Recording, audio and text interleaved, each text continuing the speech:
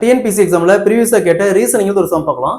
4 6 9 3 9 27 2 10 x find the x. அதாவது x இன் மதிப்பு காண சொல்லிருக்காங்க.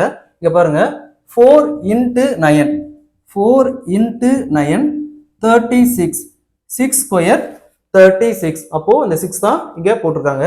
அதே மாதிரி 3 into 27 3 into 27 81 81 பார்த்தோம்னா 9 ஸ்கொயர்.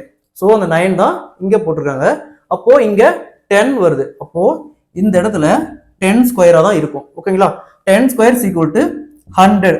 அப்போ இந்த இடத்துல என்ன போட்டா 100 வரும்.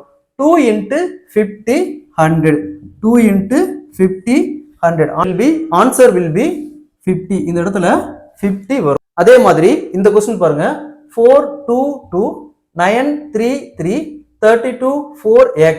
அதே மாதிரி இந்த क्वेश्चन சால்வ் பண்ணி இதுக்கான ஆன்சரை கமெண்ட்ல போடுங்க.